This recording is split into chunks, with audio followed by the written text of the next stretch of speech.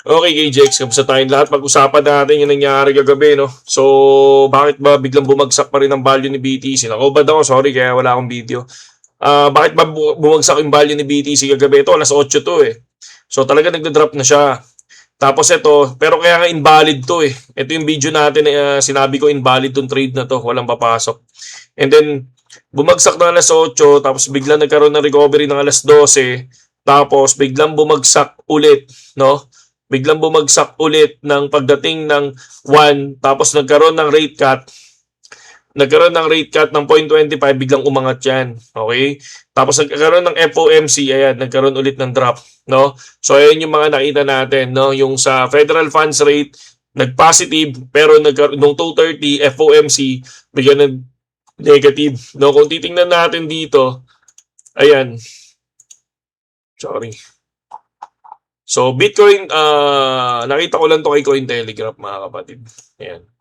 Sabi dito, update, Bitcoin drop to 109 after the Fed 0.25 cut rate, no, and end of QT. So, kung titingnan nyo, kapag kinlik nyo yan, ito yung lalabas. Yan. So, sabi dyan, syempre, Bitcoin bumagsak after the Fed cut rates by 25 BPS. 'Di ba? Yung traders worried na mahina yung economy, no? Jobs market, yung inflation, 'di ba? Kung mapapansin niyo kasi yung inflation noong nakaraan, ang actual is October 2025 2.9, ang forecast 3.1.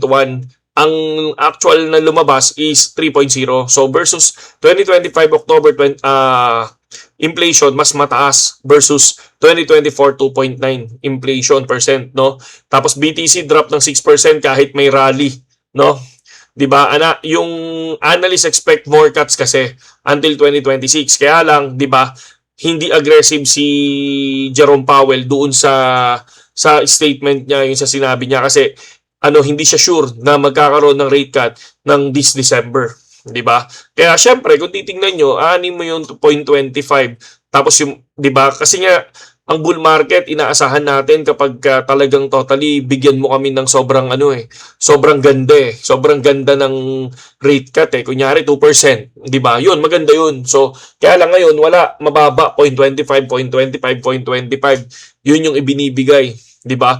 Market reaction hindi ayon sa expectation, lalo 'di ba? Ako rin hindi ako ayon kung yun lang yung ibibigay sa ating rate cut. Kaya nga sabi natin, dapat mas mababa siya sa forecast. Yun. So, next naman, yung kung titingnan natin ito sa historical pattern nila, kapag may FOMC, kung mapapansin nyo, kapag may FOMC meeting, madalas bumabagsak muna ang BTC tapos biglang umaakyat ulit. Usually after FOMC, tapos BTC dip, then move up, biglang lilipad. 'Di ba? So yun yung nangyari kahapon eh. Kumbaga, okay, biglang nag-drop, tapos FOMC drop, tapos biglang lumilipad. No, umabot pa nga to ng 111 kanina, from 109,500 109 200 to 111, 'di ba? So ganun yung nangyari. So kung bumagsak ngayon, normal lang.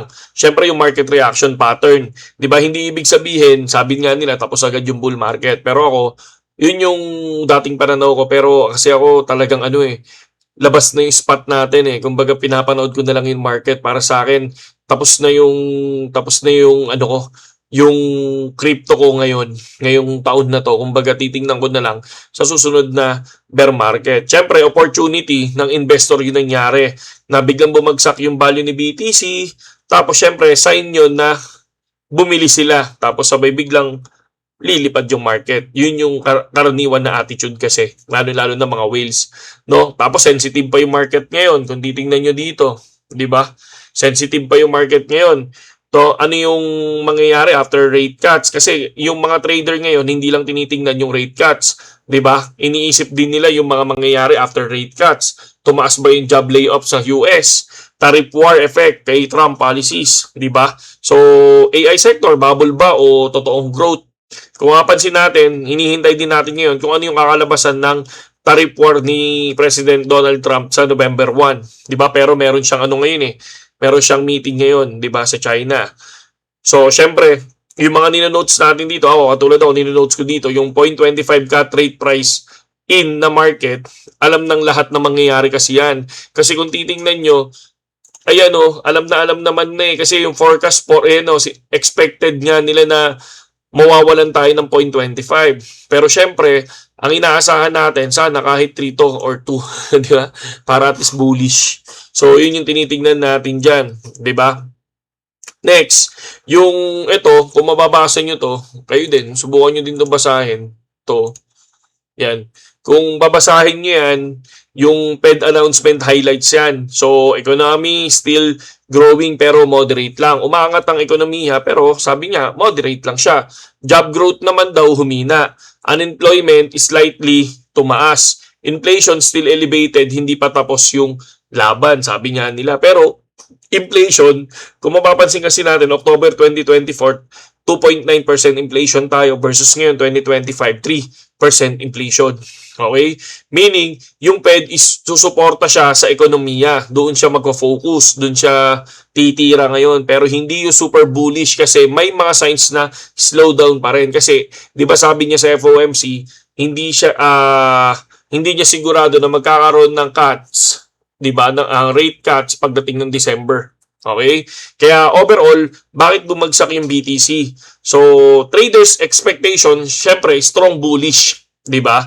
So, pero Fed message, kumbaga yun yung sinabi niya tulad ng sinabi ko kanina. So, parang slow movement, 'di ba? May mga uncertainty, yan yung mga nakita natin.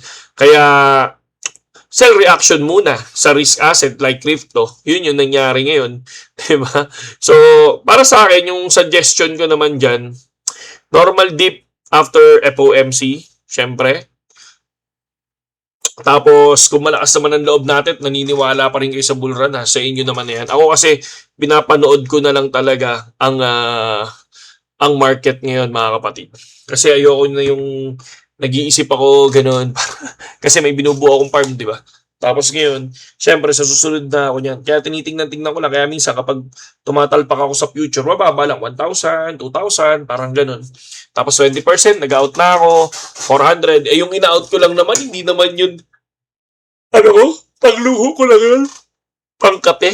Pangkape-kape ko lang yun, mga kapatid. Sayang to. Sayang, oh. Yung sinet natin, oh. Yung sinet ko sana, hindi pa nakuha. Sinet ko yun, yan, di ba?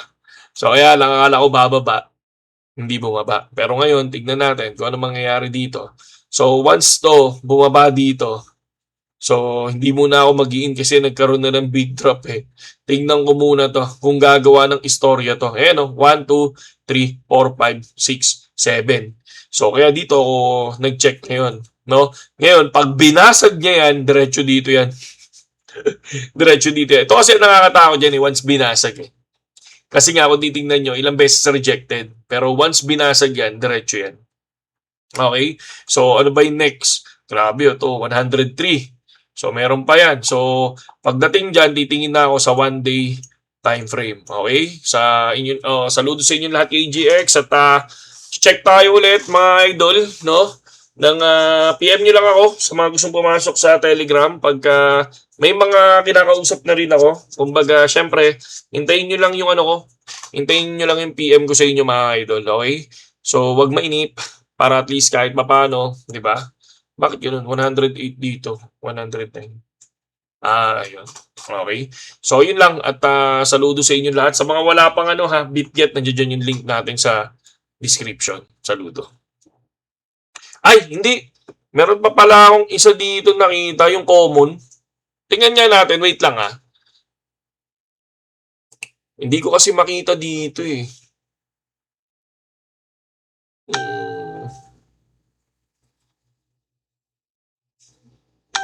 Sa cellphone ko lang kasi hindi. Sige. Sa ano na lang. Hindi. Check ko lang saglit.